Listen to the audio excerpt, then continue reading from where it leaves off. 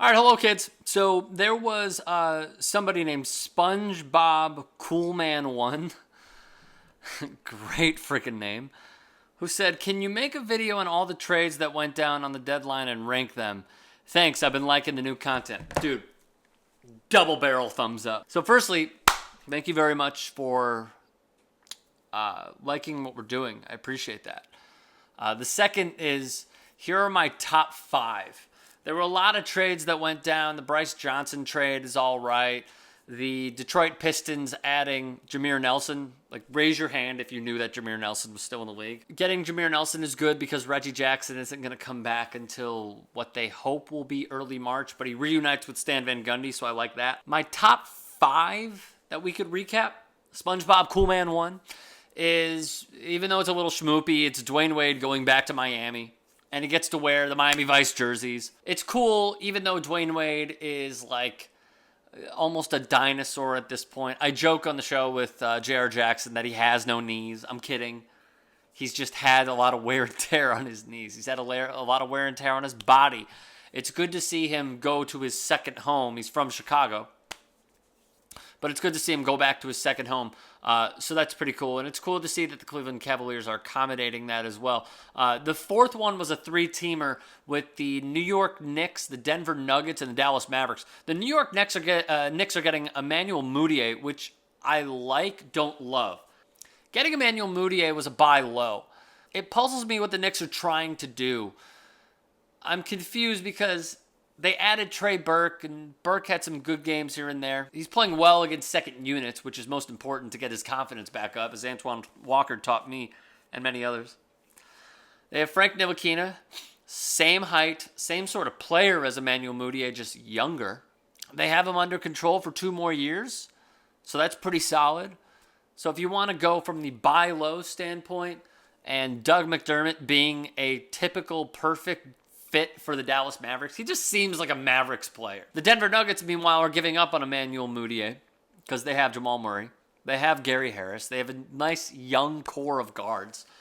So at least they're getting something in return for a player who was kind of rotting on the bench for the last year plus of basketball. And the Denver Nuggets are getting a solid veteran role player point guard in Devin Harris, who is the ultimate professional. The third trade, and the one that I really, really like that's flying under the radar, is the Phoenix Suns adding another point guard. If this was 2 years ago, 3 years ago, when they had all of those point guards, Goran, Zoran, and many, many others, who was it? Let's try to think. Tyler Ennis, Archie Goodwin was a few years ago. Brandon Knight was a few years. I mean, like, man, it was like point guard central. Getting Alfred Payton for a second-round pick, that's a steal, man. No one's going to give up a first-round pick. No one's probably going to give up a late first-round pick at this point. But you still think, seeing the body of work, that this is a career year for him, having 6 dimes per game. What he adds is length and defense. And he's averaging 13 points a clip as well. So there is potential there. The thing is, the Phoenix Suns, with the injured Devin Booker, the injured Tyler Ulis, where does Alfred Payton, who is in a contract year, free agent to be this upcoming offseason, where does he fit into the plans?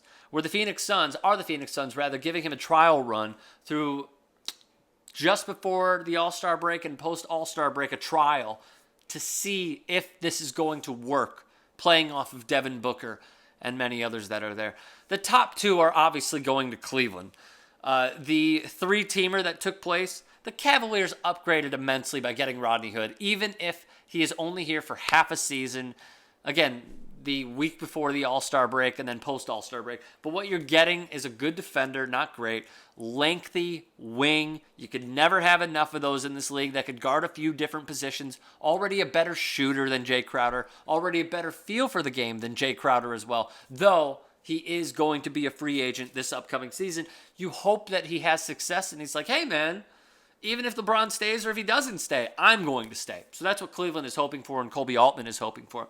Getting George Hill, who is a supreme defender in comparison to Isaiah Thomas, is a huge steal, though they do have to pay him the rest of this season and then the next 2 years, which is roughly about $37 million. So the Sacramento Kings are just shedding salary.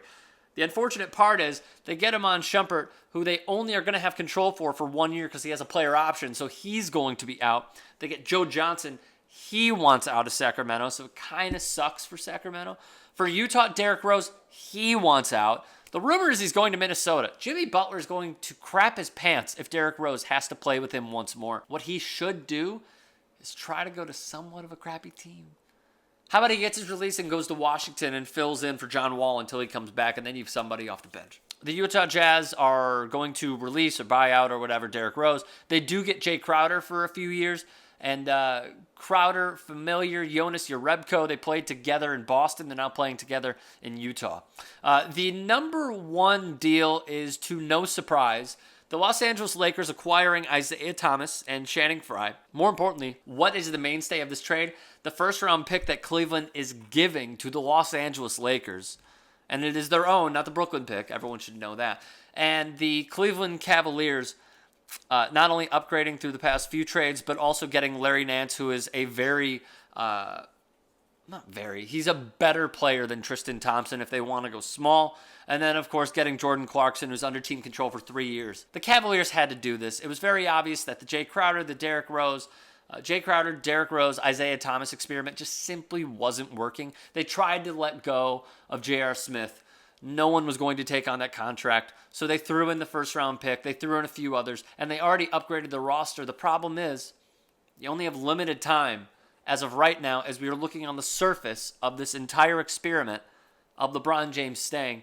So this is a trade that they had to make, even if it paves the way for LeBron and the Los Angeles Lakers to meet in free agency for 2018. Once again, I want to thank SpongeBob Coolman1. If anybody would like any other videos going forward, please do leave a thought in the comment section below. We really appreciate it. Subscribe to TYT Sports to keep media independent as well. And we will see you all over the weekend and, of course, next week.